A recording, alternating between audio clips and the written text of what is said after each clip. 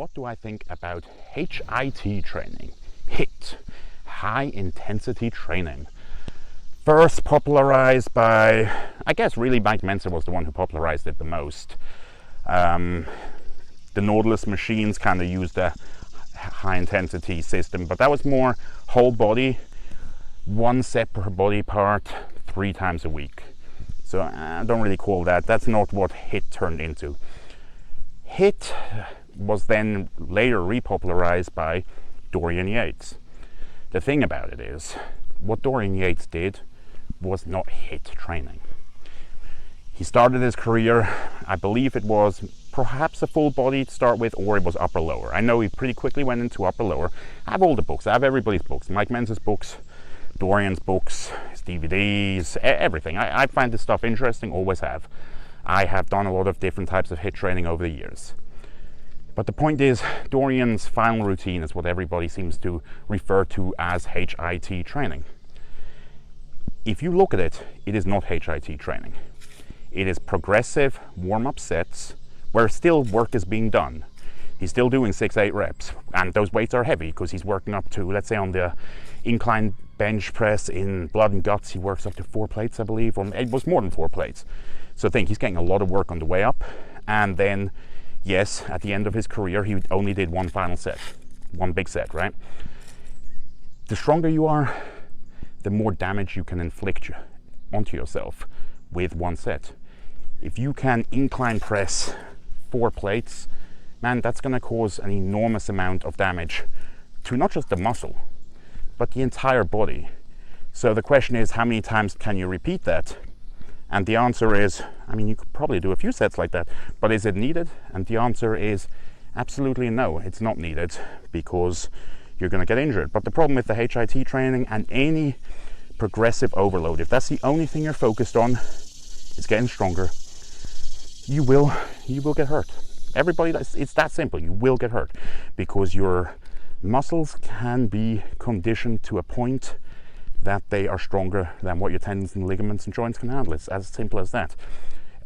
So you just keep getting stronger, and then one day you're going to rip something, and then you're going to either start back down at scratch, build it up again, and repeat the process and hurt something else, or you're going to have to learn a different way of training.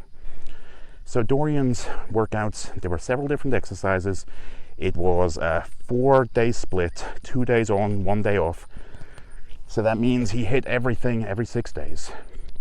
And the volume was definitely lower volume, but when you take into account how many warm-up sets he needed in order to get to these working sets, it really wasn't as low volume as you think. Now, the Mike Mentzer, he had different variations of his HIT training. The earlier routines I actually liked.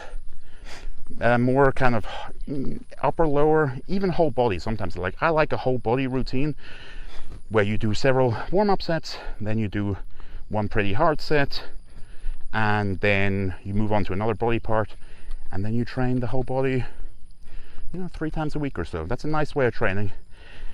Especially if you haven't been training for a while, you really don't need all that much stimulus. Your body is regaining strength, or you are gaining strength because you haven't been training hardcore consistently or recently, right? So if you're building your way back up in strength, you can do a lot by doing just a 1 set. But his later routines, sorry, I'm sweating out here. It's actually really hot. But I'll continue the video even though I'm sweating here. His later routines just kind of were crazy. It was like 1 workout every 5-7 days, and then he was super minimal. But he also had an amphetamine addiction in the later years of his life, like really bad, and that kind of fries your brain. So I never really took that part serious. What I take away from HIT training is make every single rep and every set count. Every rep, full effort. You're not just moving the weight, you are contracting the muscle. The sooner you can get that muscle to failure, the better. So make it hard on yourself. You can easily make things easier on yourself, get an extra couple of reps, and the target muscle actually didn't get any more work. So instead of trying to continuously get more and more, try and get more quality. Muscle grows in many, many different ways. That those cultists, those extremists, they end up impeding themselves. They distance themselves from others because they think that it's like an elitist attitude. It's a pathology. They're mentally sick in a way. That's really, unfortunately, what it is. But it's great to read about it. I love anything that is so objective. It's like, this will work 100%, and you need that belief when you're training. You need to believe in whatever you're doing. So no matter what routine you're doing, you need to believe that's going to work. And whenever you're doing a working set, and the working set means you've done everything you needed to warm up, now you're doing a stimulating set.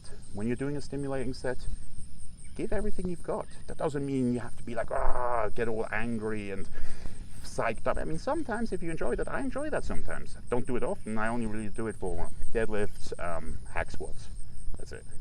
Doesn't really help me on anything else. But it means putting in the full effort. It means that when it starts to burn, that's when you're like, yes, give me more. Give me more. And you push that. You milk that set for everything it's got. And then when you do sets like that, guess what? You don't need to do very many sets. You literally can't. You can try. You can do as many sets to real failure where you're really taking the muscle to failure. Not your mind, not the surrounding area, but the muscle. And then you can see how many sets you really need. And it's not going to be a ton. I mean, I don't like to give numbers for people, but it'll be somewhere between 3 and 10 probably, being honest about it. Smaller muscle like a bicep, you probably 2 different curl variations and a hammer curl variation. I mean, sometimes even just one would do, like one really hard set of curls, especially if you're training it more than once a week. But that's what you should take away from HIIT. Put in all your effort. Be fully, cognitively, physically, and spiritually aware and in the current moment. Be inside every rep. Don't be anywhere else. Don't be thinking about what's happening later. Don't be thinking about if this is overtraining, if this is undertraining. Don't think about, has Jay Cutler done this routine? Who did this? Be there. You are pushing yourself to the maximal. You are training, literally. So take that attitude from it, and then if your performance drops enormously from one set to the next, let's say you use 100 pounds, you get 10 great reps. Set 2, you get 8 great reps. Set 3, it drops down, you get like 5 good reps. You probably shouldn't have done that third set. That's a big drop. Not that you won't grow from that. I'm just saying in future, probably just do 2 sets. And that's how I do it anyway. I get the most out of it. I get a specific feel, like Ronnie Coleman used to call it pumping the muscle up as much as possible. And a lot of people kind of make fun of it and they go, oh, that's pump training. But it's not pump training. It's listening to your body. If you push a muscle to its failure or close to it and you do it repeatedly several times, your muscle gets super, super pumped. I'm sure you've experienced different levels of pumped. There is a level when it's maximally pumped where everything that you do afterwards, it'll pump you, but you're not going to get any more pump. You're on the way down. I believe once you have maximally pumped from an exercise, move on to another exercise. So if the next set is not going to add to what you've already done here, it's just going to be kind of like you're trying to repeat the effort, but you're not getting anything extra as far as how it feels, as far as the pump goes. Time to move on. I know people will go, well, science papers say, I love reading science and I study this all the time, but it boils down to this being a good rule of thumb. You can feel it. When your muscle is kind of pumped and numb feeling nearly, you've just trashed it. Getting on to the next set, you're not doing yourself justice. So move on to another exercise. And if you've done a couple of exercises, probably done. Move on to another body part or go and do stretching, mobility work. There's all these things that you can do. Everyone just thinks training, but there's also, mobility work before training, then stretching after training. Stretching the tissue when it's engorged with blood is an anabolic activity. It's going to help you. So do it. Most people don't do it. They talk about it. I'm in the gym, I go to the gym every day. I don't see many people ever stretching, not hard. It's maybe some real passive stuff, or if they do stretch, they're generally not very muscular because that's all they do is stretch. Stretching is painful. When you get into a stretch, that discomfort that you feel, you have to train yourself to get used to that and to go into it. Because it's not pain, that's tightness you're feeling. It's the same if you're training to failure or you're getting used to training.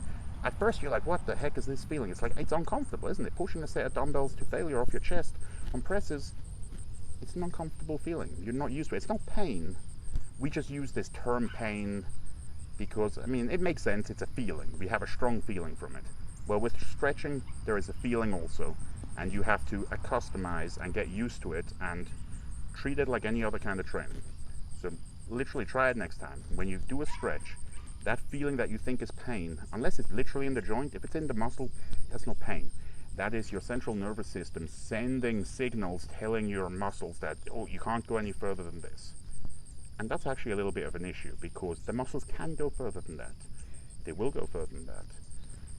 You just have to train yourself to it. Just like you can get stronger, you have to train yourself to get stronger. Where the mind goes, the body will follow.